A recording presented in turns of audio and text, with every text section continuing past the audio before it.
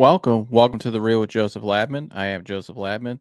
Thank you for tuning in to this episode of The Real, taking time out of your day to come watch this episode. I really appreciate that. If you haven't subscribed already, please subscribe for me. I'd really appreciate that as well. That's the best way you can support this channel and help me grow my content and grow this channel to where I'd like it to be. Everybody hit the like button for me on the way in on this video today. That also helps promote this video more in the algorithms, helps grow this channel more as well. Please share this content. I would really appreciate that. My guests would as well. If you would please share this episode with someone you know that maybe is interested in the topic we're talking about today. Please leave a comment below as well. We'd love to hear your guys' feedback. You can interact with myself and the guest on the panel and the live chat as well. Whatever we're talking about, just leave a comment there in the live chat. Pop in and say hello. We'll put it on the screen for you. And yeah, without further ado, let's get to the show. Welcome back to The Real with Joseph Lapman. I am Joseph Lapman. I gotta make sure this mic's on. I'm so amped right now. Thanks for tuning into The Real with Joseph Lapman post-game reaction as the Ohio State Buckeyes defeat the Texas Longhorns in the Cotton Bowl.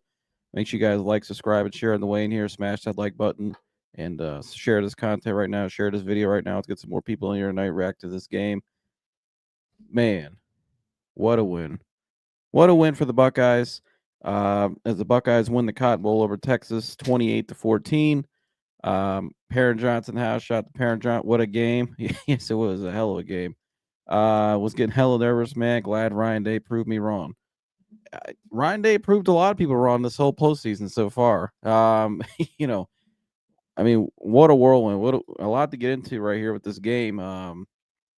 What a difference in a month, too. What is it, almost a month and a half now since that game? We won't have to reference it, but I remember coming out here after that day and just how pissed off I was, and I was like, man, I don't know how they recover. What a bad loss, but here we are. We made it. We made it to the national championship game, and not only did we make it, we won in a grand fashion tonight. Blew out Tennessee, obviously the first round, quarterfinal round, blew out Oregon. Tonight, a much different story. I think Texas obviously was the best team we played so far. They showed that tonight. They got NFL guys all over the field, physical team. Sark's a really good coach. Obviously, got Quinn Ewers. It was a tough one. A lot of people thought we were going to come in here and blow them out. I thought we'd come in. I told somebody earlier today, shout out to DiBiase who comes on the show. I said, we're going to win by 2 touchdowns tonight, which we did. But it was a stressful 2-touchdown win. It wasn't, if you look at the score of the game, it wasn't like that was the story. We just won easily. I mean, it was down to the wire. We'll get into it, though.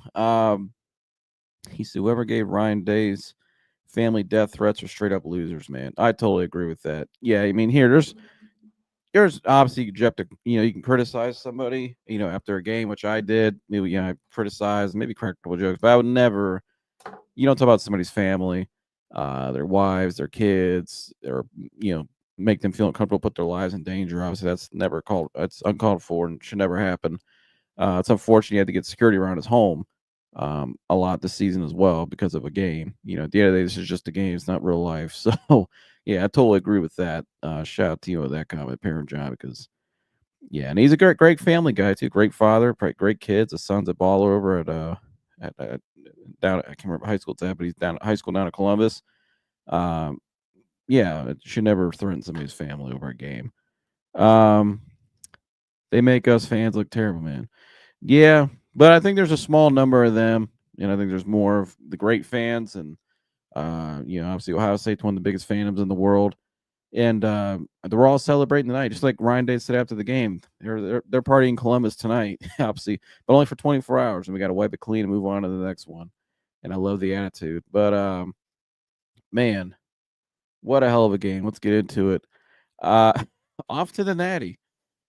Off of Jack Sawyer's heroic play. Man, it's funny. I came in here after we beat Tennessee, and I said, man, they remind me just like the 2015 team that won the national championship. You're right. They blew out Tennessee that night and in a big fashion. It reminded me of that Wisconsin game we won that year. Remember that? We won 59-0. And I said, all right, then we move on to Oregon. I thought Oregon maybe be the Alabama game, right? But Oregon ended up being just an extension of that Wisconsin game, basically. And that's what it was. It was basically 2 Wisconsin games back to back. Tonight was the Alabama game. Down south, right? Just like that year we played Alabama down in the Sugar Dome and SEC school, right? And it was a tie ball game going to the fourth quarter, just like that Alabama game that year, and it was close. And Ohio State gets ahead up by one score, just like that Alabama game. And you remember in that game, that was the one where Zeke Elliott broke it 85 yards, right down the heart of the South, and scored the game-winning touchdown. Tonight, Texas gets down to the 1-yard line, and the play calling out. So I'm gonna get into that in a second. But Jack Sawyer on fourth down, I think it was 4th and 7 or whatever, 4th and goal. Yeah, it was 4th and goal. Gets right around Cam Williams easily, just runs right past him. Cam Williams was trying to guard the B gap. It looked like his inside gap. Jack Sawyer just went right around him. Quinn Ewers could see him in his face, but didn't react really. And Jack Sawyer strips the ball and then runs right down the sideline. It reminded me of Zeke Elliott. It reminded me of that play from almost 10 years ago. I think it was 10 years. Yeah, it was 10 years ago. Wow, that's crazy. I was a freshman when that happened. But unbelievable. It just reminded me of that, just how you cap off a game the same way. And Jack Sawyer ran the ball 85 yards down the field, just like Zeke did. And this team has been very, very similar to that 2015 team. And I said it after that Tennessee game.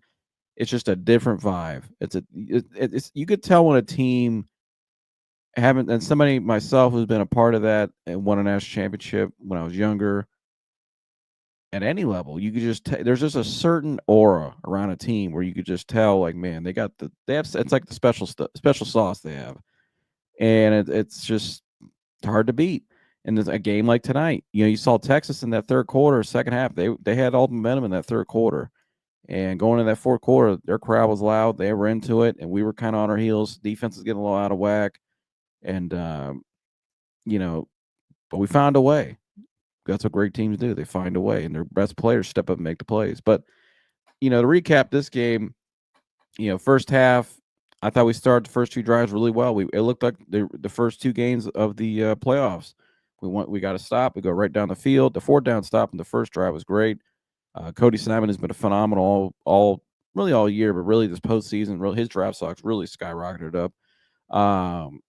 He's a very athletic guy, and I think he's going to be a really good linebacker in the next level on the right scheme, in the right situation. But, man, great stop on that first drive on defense, and we go right down the field and score. It looked like a vintage Ohio State team we've seen in this playoffs, where they get the ball first, march right down the field, score very quickly. Quinton Judkins got off to a fast start. You could see right away they were bracketing Jeremiah Smith and triple teaming him all night, basically. The guys like Carnell Tate stepped up. Carnell could have had the touchdown there in the first drive, but he dropped it. But sorry, that was one of my buddies texting me. But he dropped that one, but then they ran it right in. But it just felt like, okay, here we go again. And then with Texas goes back out there, we get another 3 and out. We get the ball, we start marching down the field again, get past the 50, and we're like, all right, here we go again. We're about to go 14-0. It might be another cakewalk win. Travion Henderson, who, I love Travion Henderson. He is a great guy off the field and a phenomenal player on the field. Got in the heat of the moment and obviously pretty much punched the one player in the face, gave him a little shove. I don't know what he must have said to Travion that pissed Travion off, because Travion's a great guy. You obviously know he's been leading revivals all year, very mellow guy, usually keeps his head on straight, but he must have said something to tick him off. And I think it's just in the heat of the moment too. But Travion got us that penalty. And, that kind of stalled that drive, and really just kind of since that point on, there was just sloppy penalties, false starts, holds. I thought the lineman penalty where the lineman went down the field and right when the whistle blew and he pushed the pile and they called the flag, I thought that was a little ticky-tack. I mean, it happened right at the same time. I don't think he was trying to go out and just spear somebody. He was doing what a lot of linemen do in those types of moments and plays when there's a pile up. But, it just the penalties, 3 and outs. Our defense luckily was getting stops. The defense was the MVP all night. The entire defense, critical stops. They made it hard for Texas. Texas was in a lot of 3rd and 7s, 3rd and 5s, and couldn't convert. And we got a couple 4th down stops as well. And then obviously Texas put together a good drive right there at the end of the second half, and they got that little wheel route play that got us twice on the night. We would overcommit on the blitz, and they would get a matchup one-on-one with the linebacker out of the backfield with that, and they got us on that wheel route with the one kid who's pretty good. And you know, I I remember when that little wheel route happened on the second one. I was kind of like, oh man, I don't know. Does Stark have our number? Does he have something dialed up here that we're not figuring out? Could this be what loses the game? But I'll get into that in a second, how we adjusted to that. But no, that first one. But man, we came out on that last drive right before the half, and 14-14, Texas got some momentum going to halftime. We knew we were going to get the ball. It's funny when Ohio State ran out there, Will Howard was clapping his hands, and I'm watching. I watch body language a lot, obviously, especially with what I do with the show. I watch everything, and Will Howard's up there clapping his hands, and I'm like, man, there's only 40-something seconds left. They must be trying to go do something, and because they were at the 20 or maybe at 25, whatever, it's where the kickoff starts when you kick back, whatever. And it was a beautiful. I mean, that play call by Chip Kelly was phenomenal. They read it the whole way. They knew Texas thought they were going to go deep, and Texas sent some pressure, I believe, and it was a perfect. I mean, they set up that screen pass perfectly, and Trayvon Henderson sneaks right out of the backfield. Will Howard does it's almost like he ran in a circle, threw it, found Trayvon Henderson, and the blocking set up perfectly. Trayvon's such a patient runner too. He's got a quick burst. He's got the quickest burst of almost any running back in the country. I mean, when he goes, he goes. He's got a whole second, third, fourth gear. He's gone. Found a little crease, and you knew as soon as I saw him get to the 50, I'm like, oh, he's gone. He's gone. The blocking was perfect. I mean, it was a perfect play call. Absolutely perfect play call. And in a game like that, where you're getting a first down was hard at one point. You know what I mean? It's a back and forth chess match, and they got a great front. Great corners, good back end with the Makuba kid. The Simmons kid's gonna be a stud. They got a great front line. The one kid's gonna be an NFL high round pick too, the tackle. So, it's a back and forth game. You got to find something, and they found a little play that just caught them off with. And that's the one thing about Ohio State. What makes this team so dangerous, especially the offense. They were so worried about Jeremiah Smith coming into this game tonight. They totally. It's like the other guys. It was like, well, that guy's a 5-star too. That guy's a 5-star too. Oh, he's pretty good too. He's pretty athletic as well. And Trayvon Henderson, one of those guys. And that was just a perfect play call. And they 1.5 right with momentum again. It's like Texas. You look over their sideline. It was like just when it was like Ohio State was just 2 steps ahead of Texas all night in a way when it mattered most. And that play at the end of the half was one example of that. And then obviously they come out in the third quarter. Now I thought Texas definitely won the third quarter. We were up 21-14. They ended up tying it, or no, not tying. Excuse me. But no, they had some good drives. And look at my play-by-play again to recap, because guys, I'm sorry, I just came out of this game, and I'm still it's still surreal. That last play with Sawyer, one of the best plays I've ever seen in Ohio State. I think it's probably the best play I've seen since the Zeke run against Alabama. For that kind of moment to have that kind of play and that magnitude of a game when it matters most, it's pretty special. But let's see here. So the second half, if I could find it, okay, here we go. So Ohio State, we got the ball first. We threw an interception. All right, now I remember this. So yeah, Will Howard was trying to get the ball to Jeremiah Smith. He had a Mecca on the other side of the field if you would have just looked. But I think he was trying to get Jeremiah the ball, which it's tempting to do. If I'm a quarterback and I got a guy like Jeremiah Smith out there, I'd probably be tempted to look his way a lot too and zone in on him. Even though somebody else was open on the play, which I think a Mecca was open on that far right side. He just went through his progressions.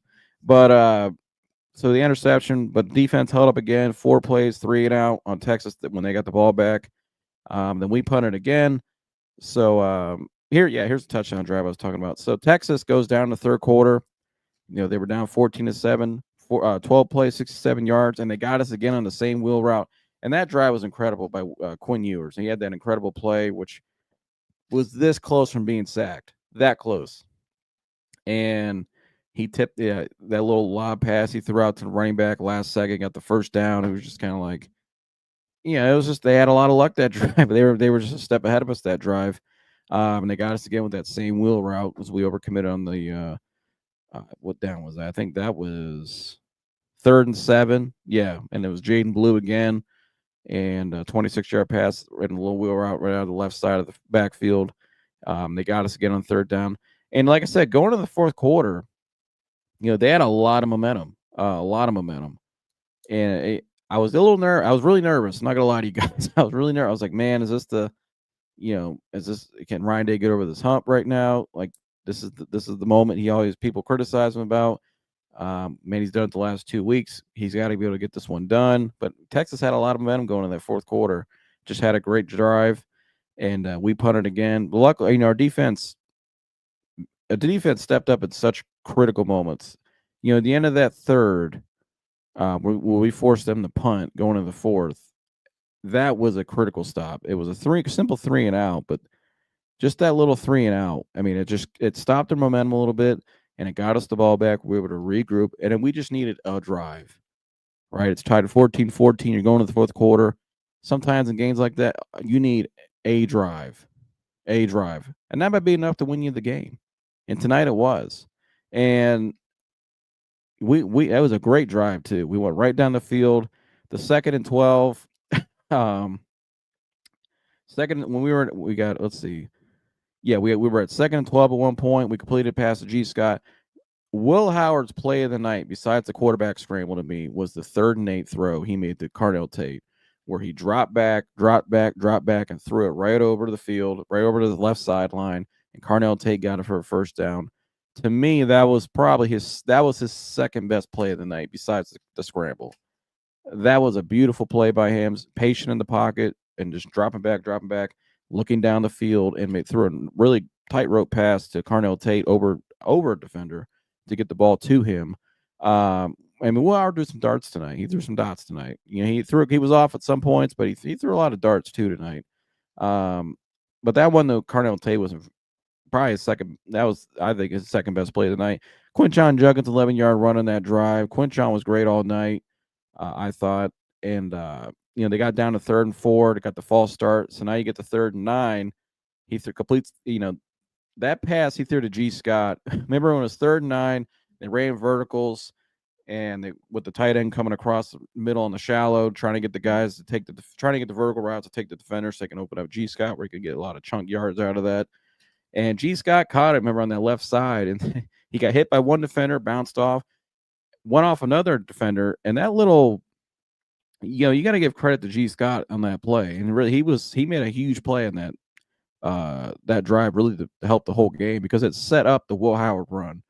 If G. Scott gets tackled for right when he caught the ball, they're probably looking at a 4th and 7, 4th and 8.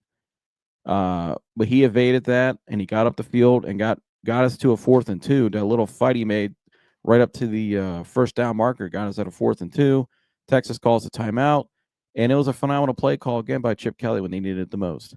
And Will Howard should have been a touchdown if he didn't stumble, but he ran. It was a quarterback draw, and Will Howard read it perfectly. The O-line opened up the hole. It was like a seat, like a party in the sea, and Will Howard just ran right up the middle and bounced out left, and he could have took it all the way to the house, but he fell down. But no worries. Ohio State eventually, then he threw another great pass to Mecca Buka over the middle, 8 yards, and then Quinchon Juggins eventually ran it in. And that was the drive, though. And it was a drive where guys made extra plays, guys fought for extra yards. But it was the Will Howard throw to Carnell Tate on that 3rd and 8. That was the key play. G. Scott fighting for extra yards was on the 3rd and 9. And then obviously the play call and the Will Howard play was the biggest offensive play of the game. And so they got the drive done. And that's what I love about what makes a great team. What I love about this team this year, just the leadership. Even that third quarter, they weathered the storm. It was still a tie game. And they said, all right, we just need to put a drive together. And they put a drive together, and they went right down the field, and they scored. And it was perfect. It was great execution. Big-time plays were made. The throw, like I said, Tate, G. Scott, the play call and the run by Will Howard, and then they punched it in with Quinchon Juggins. That's championship football. That's what makes a great team, and that's what makes a national championship team. And obviously, we're going now get down now to the infamous play, the infamous drive. I couldn't believe it. Texas got right down the field on that drive. I mean, they threw Quinn Ewers sat back, threw the ball. They got right down the field.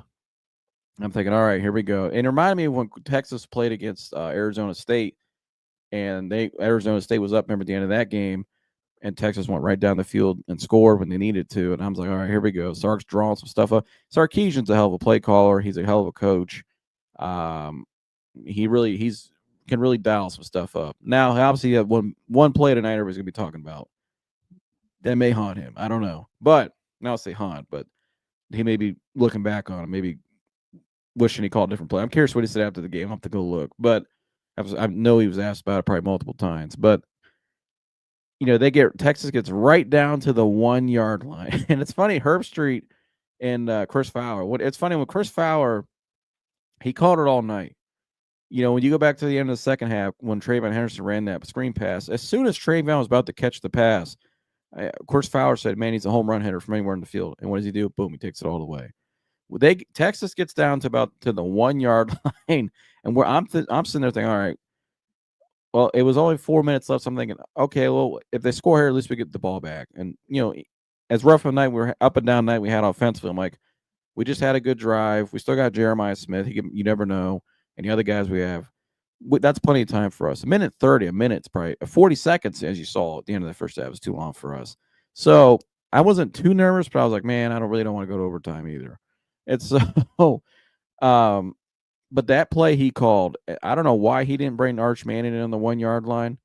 And number one, like I said, Chris Fowler said it's tough to when we stuffed him on the first play. They tried to run up the middle, and stuffed him in the backfield. I mean, Chris Fowler's like, it's gonna be hard. He goes, what's the hard thing to do? Is score on this Ohio State team. They've been I think they were number one. We've been the number one red zone team all year, and I I was shocked by the play call as well. There was a couple plays tonight where Sarkisian, who I said I think is a great coach and a really a great play caller, but the side to side stuff, the running this way instead of this way. Sometimes I don't get it, not just with Texas, but with football in general. I don't get it at times. Why he decided to call that play on the 1 yard line though, and not bring in Arch Manning maybe to sneak it. When you got that play earlier with Arch Manning early in the game, you converted that fourth down. I would have brought in Arch Manning, ran up the middle, and took my chances. Maybe I might have even done it all 4 times, or maybe throw a wrinkle, maybe have him do a Tebow pass or something, right? I, I don't know why you would run side to side when the field's that crowded together, that packed down on the 1 yard line, and you got guys like Caleb Downs down in the box now, Lathan Ransom down in the box, because you're so compacted down there in the 1 yard line. And who made the plays? Right? Who made that play on that tackle when they ran the little sweep route or sweep whatever it was to the left side? It was Caleb Downs that got to him first, and Lathan Ransom cleaned it up. I was kind of stunned by the play call, but man, they played it right into us. And and in the next play, Jack Sawyer. Not only people will forget, Jack Sawyer made the game-winning strip sack touchdown, or strip fumble, and took it all the way back for a touchdown. But Jack Sawyer also batted a ball down on the play before, on the third down. He batted the pass, and then the next play is the iconic Jack Sawyer play. That play by Jack Sawyer, like I said earlier, I was trying to save it for the end of the show when I was going to really what it meant to me, but I already talked about it. I'm going to go back to it again. That play by Jack Sawyer, like I said, I think it's where do you guys rank that on your all-time Ohio State legendary plays? Because I'm sure there's some fans. I'm only 25 years old, so I'm sure there's some fans here watching that have watched Ohio State a lot more than I have. But I'm curious, where do you guys rank that play? In my lifetime, it's up there with the Zeke play. The Zeke 85-yard run against Alabama, it reminded me of that play when I watched that tonight. That's exactly what it reminded me of, was that play. And so I'm curious where you guys rank that. I put it in the chat. Maybe let's see if we got some comments here on that play. He said, we already read that one. Jack is a stud, man. Does he go in the first round? He's playing his way into the first round. He's a first round talent and always has been a first round talent. He was a 5-star, one of the best DNs coming out in the country when he came out in his class, and I think it was 2021. I think he's probably a second rounder right now. I think third. If you get him in the third, that's a steal. I think he's better in the third. I think he's at least a 2. And if a team takes him in the 1, I wouldn't be mad at him. I think it's if this right city, right situation, right scheme. I mean, here, remember when the Lions took Jack Campbell in the first round, and people were like, "Oh, why would you do that in the first round? Why has that worked out for them?" Right? A lot of people you hear these so-called draft experts, and I got to hear them all day. They're not really draft experts. They're not really good talent evaluators. So I wouldn't listen to those people. Jack Sawyer shows up and talks it like and walks it like he talks it. It's a first round talent to me. And guess what? When it mattered most tonight, and you needed a guy to step up to make a play, he made the play. That's a great player. Not many guys do that. So Jack Sawyer's the man. If somehow Jack is still in the second round, I'm running to the podium to turn the card in. He should be a Brown. Oh, I'd love for him to be a Brown. Now, will the Browns take him? Who knows? We know how that goes. We'll probably take some guy from we've never even heard of. That's typical Browns fashion. Or we'll draft somebody that will overhype. I go Buckeyes. I'm done with the Browns for a while. I'm taking a break from the Browns. I've had enough. Go Bucks. Being honest with you, I'll get to them down the road. The other guy said something about Jesus. That's why Henderson got mad. Don't mess with a man in his faith. All we had to do is stop Notre Dame running back, and we the champs. Yeah, looking ahead to that Notre Dame matchup, I really think we're going to win that one. I think easier tonight, and I'd say easy because Notre Dame's a great team. Marcus Freeman's a great coach. But I'm curious how their corners match up against our wide receivers. I think Texas had a better secondary tonight than what Notre Dame has. And here, Notre Dame's they've had the easier path to the national championship. Now, nothing's ever easy, but I mean, they played who they play. Georgia with their backup quarterback. Penn State, who's okay. I mean, they're good. Who they played in the first round? You guys remember? I can't remember. Oh, Indiana. Yeah, Curtis Rourke in Indiana. So Ohio State, though, they've played Tennessee, who has a pretty good team, mopped them. Oregon, who was the number 1 team in the country, mopped them. And they just played Texas from the SEC, and a pretty good team, and won that by 2 touchdowns. So I think that's be the matchup is our receivers versus their corners. I think that could really decide it. Now the wide receiver for them is really good too. Whatever his name, I can't remember his name, but he's a really good receiver. He's a sophomore, but the kid Jordan Love, or was it not Jordan Love? Love is his last name though, I believe. But the kid's a running back. He's a stud. That kid's a stud. He's a freshman, I believe, a younger player. Yeah, I think he's the guy we got to contain. You contain him, make Riley Leonard throw the ball more around the lot and throw it in the coverage. I think I really like our chances in those matchups, and I think offensively, I think we'll find more explosive plays in the next game than this game. I think Texas is a better defense, in my opinion, Notre Dame, because I think they have better athletes in the back end.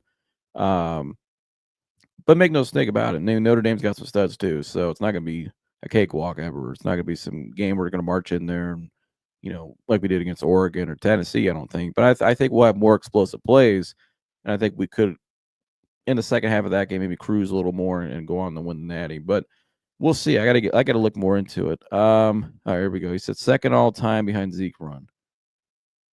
Yeah, I could see that. I'd probably say the same thing. I'd probably put it second as well. But still a hell of a play, iconic play. I mean, imagine being a kid grow up in Ohio like Jack Sawyer, and that's the play you walk out with.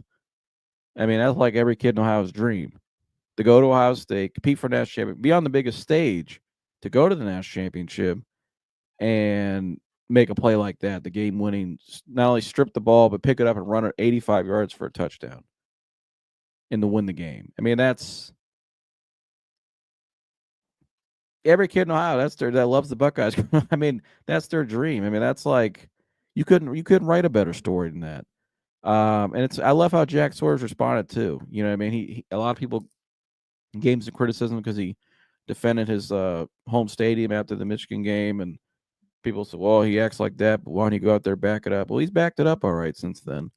And he backed it up that day too. And I don't think anybody wanted a problem with him that day either. I didn't see anybody running up toward Jack Sawyer that day either. It'd be stupid if you did. But dude, he's backed it up. But I mean, he just made the play of a lifetime. He is a legend in Ohio State forever. You can't take that away from him. He's the man forever. So yeah. I'm 25 too. That Zeke run was epic in the heart of the South too. Yeah, the Zeke run probably because it was against Alabama with Saban. You know what I mean? Everybody doubted us. We're the 4th seed and right in the South too, and ran it right up there, 85 yards right through it. Yeah, the Zeke play for sure. And plus that was a closer game, I thought, than tonight in a way, because Alabama had the ball, I believe, and they were going, or no, we had the ball. We had got to stop. I'm trying to remember that game. Man, that was 10 years ago. That game, we were down in that game. So we never trailed in this game tonight. That one, I believe we trailed in that Alabama game, I think, by 2 scores at one point. We came back, tied it, and it took the lead at the end. And then that was the dagger. But I mean, both games were great. This one, though, this will go down in history. I mean, as one of the greatest games. I mean, it's one of the best plays. Tonight was it was a phenomenal night for the Buckeyes. Phenomenal night. You couldn't have written a better story than this. I mean, they bounced back the way they have in a month, and to win in this fashion tonight. And I think winning in this fashion tonight was the best thing that could have happened to them. And I'll get to that in a second. I like that energy. Nobody plants their flag in the shoe. Exactly. And the planting a flag thing, I think, is kind of corny, anyways. Great teams don't do that usually. Like guys who, know how to win don't do that. I don't think the Patriots will ever go plant a flag when Tom Brady was there. I don't think Nick Saban would allow anybody to go plant a flag when Alabama was in their dynasty. Urban Meyer definitely would not have allowed that. If Jim Harbaugh was there, he would not have allowed that. But it is what it is. But shout out to Jack Sawyer. He stood up and defended the home turf, and then he's backed it up since, and he's about to go get the big one. So I was with Jack 1,000% with what he did. Yeah, I have no problem with what he did. No problem with it. And I don't think they had nobody wanted a problem with him that day either, too, Parmesan. I didn't see many guys running towards Jack Sawyer. When Jack Sawyer right over there, they were all kind of like, okay. He just grabbed the flag and walked off with it. And like there was nothing they could do about it. I don't know who the little punk was with the book bag that was trying to grab it from him either. Like, get out of here. But hey, who cares? That was back then. We're about to go in the national championship. But I'm trying to find that. Is it right here? Or maybe this one. Yeah, here we go. So just to play it again, because why not? I mean, we'll see this play. You're going to see this play forever. But why not just see it again right now, right? I mean, who doesn't want to see this play again tonight? So here we go again. The replay of the play of a lifetime. Pressure comes. Sawyer knocked it out and picks it up. Jack Sawyer headed down the sidelines. Ohio State scoop and score and dagger for yours. Pressure comes. Sawyer knocked it out and picks it up. Jack Sawyer headed down the sidelines. Ohio State scoop and score and dagger for yours. Man. I got goosebumps watching that. I couldn't believe it too when he did it. Like, you watch like movies and you're kind of like, like you watch like those movies where have the heroic endings and you're like, will I ever see this in real life? It was kind of surreal. It was like watching a movie. Like they got all the way down to the 1-yard line, and the coach calls that. I cannot believe the coach still called that play too. That little sweep, whatever to the left, run play, whatever it was. and we stuff him in the backfield. Jack tips the pass, and then they get the fourth down, game on the line, to not only get a stop, but to get a play like that and run it all the way back for a touchdown, 85 yards. Man. Shout out to Tyler Alexander. OH. That's all. Yeah, that's a great way to say it. OH. I mean, that's all we could say to just OH. I cannot. I mean, it's like you couldn't ask for better ending than that. It was a storybook ending. It was like watching a movie. It was unbelievable. Like watching it just seems so surreal, that play that ended like that. But my last point though with this game tonight, and I appreciate you guys for staying up with me this late with a late night live. I wasn't even sure I was gonna do this tonight. Man, I was so pumped from the game. I was like, I gotta come up here and do something because you know it's just too good not to come up here and react to this game, get my thoughts on it. I lost my voice when he was running down the sideline. Oh man, I was sitting there. I just couldn't believe it at first. Like I was sitting next to my dad and went like this, and we both just kind of looked at. Everybody was just like stunned, and then it turned into like yelling and screaming, like yes, you know. And my dad was sitting there laughing, and my mom was yelling. Everybody, we were just kind of like, what just happened? And it was funny too. Like even when we stopped yelling, like when you go up and then you come back down, he was still running. Like it felt like the longest 85-yard run. Like I think he said once he got to the 30, he was like, man, I thought I was gonna black out. Like I had to really like a couple extra blocks. My teammates there helped me. Really had to really suck some wind at the end there and make it all the way. Because obviously he's not used to running like that for a big man like that in his position. But you know, that was funny though, watching because I remember as soon as he wasn't even in he wasn't even in the end zone yet. You knew he was going to score, but you're just kind of like, okay, when are you going to get there? And then once he scored, then everybody was like, all right. And then we started screaming and yelling again. But that man, what a play, and what a not. I mean, who not better than Jack Sawyer? I mean, he represents Ohio. He is Ohio born and bred, how developed, and what a play. But, my last point, though, about this game is I think this is the best game that could happen for Ohio State going to the national championship because had they had blown out Texas tonight like a lot of people thought they would after blowing out Oregon in the quarterfinal and then blowing out Tennessee in the first round, I think they would have been a little more susceptible in the national championship game because you're going into that kind of on a high horse, maybe looking, maybe kind of too big of an ego going up against Notre Dame and a little bit too big of a high where you can have a letdown against a team like Notre Dame, which is not a team you really want to have a letdown against because they'll make you pay. They are a very fundamentally sound team and very disciplined team and disciplined kids that go to that school, obviously. And Marcus Freeman's a great coach, and it's Notre Dame. It's a big brand just like Ohio State. So I think tonight's game to win in the fashion they won it in a gut wrenching game, just a dogfight for 60 minutes and to make some plays like that at the end and to find a way to win, to find a drive at the end of the game, a drive to go down and win the game and have your big players step up and make some great plays in that drive. And then to have your defense get a goal line stand on the 1-yard line and for one of your best players to make a great play like that, I think it kind of gave them a piece of humble pie in a good way, that game. But also made them they're going to come out even stronger, even more confident than they were going into the game. You know what I mean? Because now they're kind of like, man, we just beat Texas in a game like that. We're really we can beat anybody. We can win any type of game, any style, however the game goes. We're going to find a way to win. And I think this game was the best way they could have won it to go in the national championship game. Because I think, like I said, if they would have blew out Texas and then after blowing out the last two opponents, they could walk into the national championship game with their head too high and thinking they're just going to walk right through Notre Dame and have a letdown. And Notre Dame's not the type of team, like I said, you want to have a letdown against. But I think tonight's game was the perfect. I think you couldn't rate it any better, and to win it the way they won it. And I think it meant more to them after the game to win it like that. And I think you need that. You need that extra push, that extra drive this late in the year. And I think that's the best way it could have went tonight. If I'm Ryan Day, I'm thrilled. Not only because I won the game, but I'm thrilled with how we won it, the type of game we had.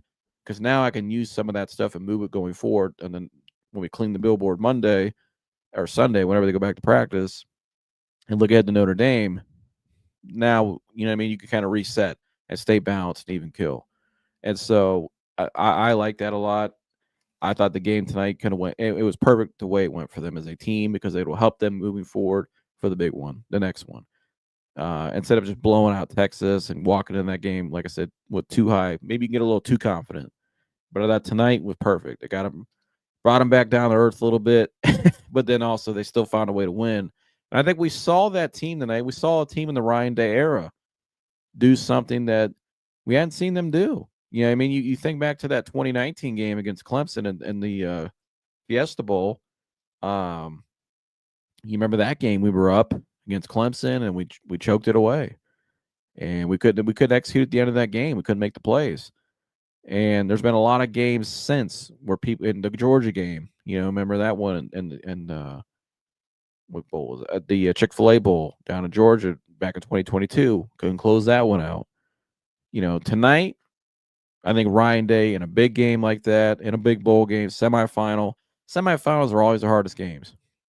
Yeah, I know Coach Terrell at Hoban here, powerhouse here in Ohio, in high school football. He always says the semifinal game's the hardest one, not the state championship, because it's so hard because you're looking ahead. You know what's next. You know what's ahead of you, and you want it so bad that sometimes you can look too far ahead, or you make too many mistakes, or you don't make enough plays or the play that you need. The semifinal game's always the hardest game to win because it's the one you have to get to the big one. And it's hard to stay in the moment because you're so close to your end goal. And I think it speaks to Ryan Day tonight how not only was he able to gather the team for the last month coming out of that game against Michigan, but also in a game like tonight where Texas has all the momentum in the third quarter and they're able to rally the troops, slow them down, and put a drive together and make the plays on both sides of the ball to win the game. You got to give credit to Ryan Day and his coaching staff. They got over the hump. Ryan Day did it. He did it. And now he's got to close it off. You know, he's got to do it's not over yet. You got the big one, the most important one next. Obviously, the cherry on top. You got to win the national championship. But you got to give him credit for that game tonight because he rallied those troops in that fourth quarter. They put together a hell of a drive. And that team Ohio State never gets too high. They never get too low.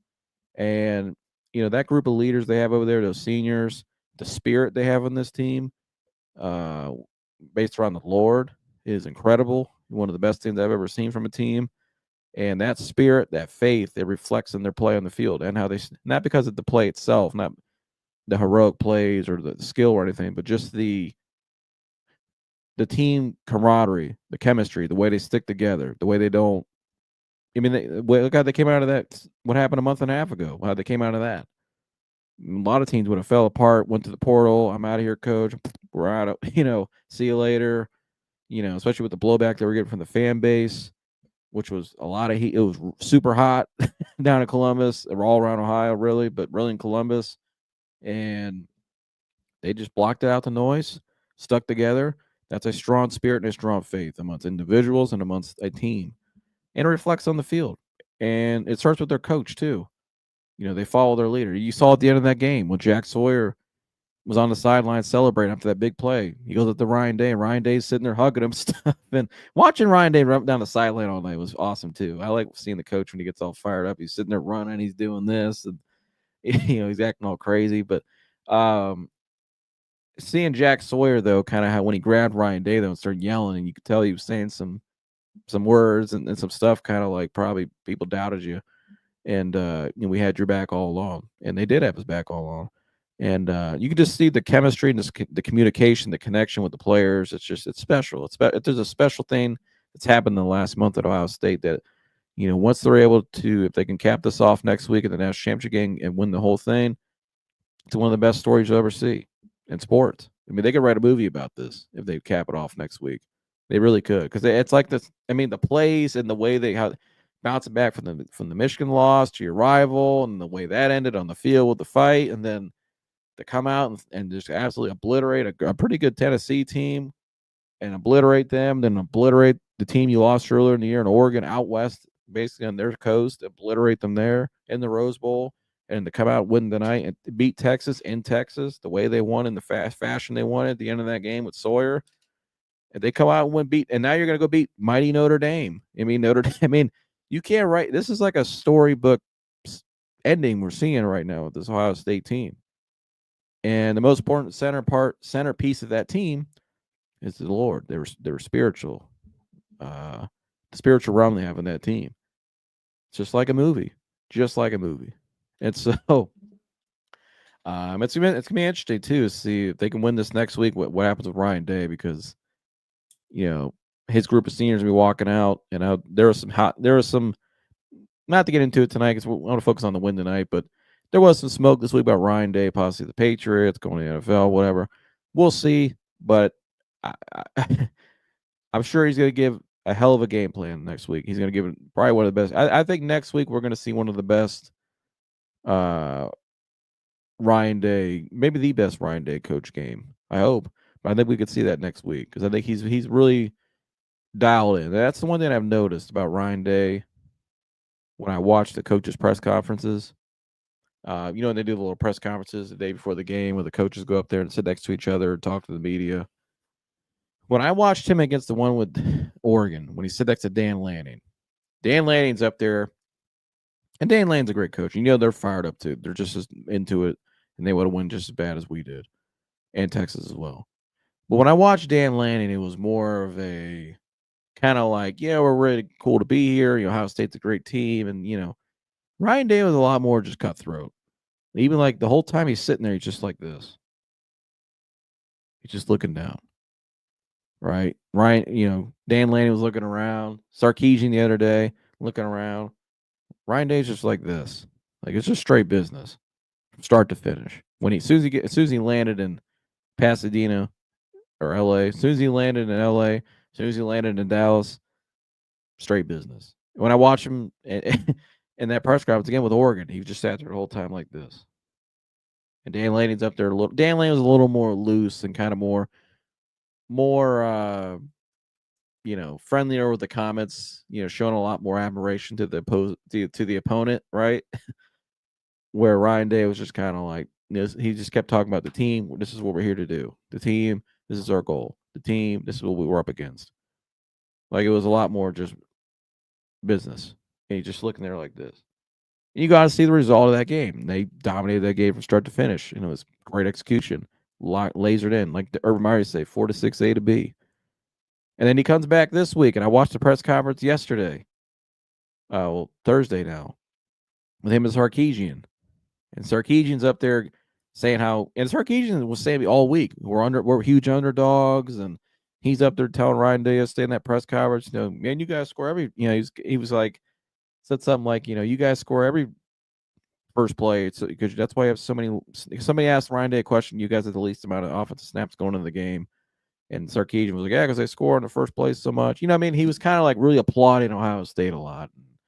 Ryan Day gave him compliments too. You could tell they have a relationship, but Ryan Day was still just had that laser focus, just that killer look mentality. Like, just sitting there, just kind of like just dial. Almost like he's sitting there thinking about a game. Like, man, we gotta go back and watch tape on that one play. He's sitting there thinking about the game plan still, right? Thinking about third down, thinking about fourth and long, or what are we gonna do on fourth and short, and blah blah blah. And I've seen a different Ryan Day. Remember what people said after that Georgia game 2 years ago? Man, that's a different Ryan Day we saw. And it was an aggressive Ryan Day. Obviously, they fell short that day, but it was an aggressive, much more killer instinct Ryan Day I've ever seen. But he's done that all playoffs now. And I think what the best part about it too is having Chip Kelly alongside with him, where Ryan's able to be more of a CEO. I think that's helped him a lot this year, but it's really helping him right now when it matters most. And again, I just see that killer instinct with Ryan Day. And I think next game against Notre Dame, I think you're going to see he's going to just unload the kitchen sink on him. And we'll see what he does after that. But it's all about winning one game. And so, great night tonight. Go Bucks. Huge win. Jack Sawyer's the man. Makes the play, a Buckeye play that'll go down in history forever. You could have written it better than this tonight, really. And this team has just been a storybook ever since they lost to Michigan. How they've rallied and just, it's been special, absolutely special. And I cannot wait for the national championship game, not this Monday, but next Monday. That'd be a great day. So I can't wait to see that. And he said, "You do a great job breaking down the games, man. Love the channel. I'm always about to show up, man. Appreciate you, Parent John. You've been a day one. I appreciate you, brother. Much love and respect, and appreciate your support. And appreciate all you guys for tuning in. If you're new here, please like and subscribe. And usually our lives are a lot more energy. I'll have more guests up here. Obviously tonight's a late night, but I want to come up here and react to the game, just get my thoughts on it. And because it was just a great night, awesome night with an iconic play, remember forever, from Jack Sawyer. But we do a lot of more Browns content too, Cavs. Shout out my man Tune In Sports. I was over at his channel yesterday. Go check that out. Hey, I went over there and chopped it up with him and his guys. Reacted to the Cavs big one over the Thunder the other night. So go tune in Sports and subscribe to him. He'll be over on our show too. We'll do some Cavs content here down the road when football season's officially over. And I got some other stuff we're doing too. Getting back to some more, it's the mental health, spiritual health side of things, doing more content there. And I got some interviews going to be doing too for the Sunday Live. So stay tuned to that. I'm interviewing some great people with tremendous stories. You guys are going to want to stay tuned for that. So some great testimonies coming up here in the show. So make sure you subscribe so you don't miss it. But that's all I got for you guys tonight. Go Bucks. And why not cap it off with the play of the night again? Jack Sawyer, shout out to you, brother. Salute to all you guys. Go Bucks. Pressure comes. Sawyer knocked it out and picks it up. Jack Sawyer headed down the sidelines. Ohio State scoop and score and dagger.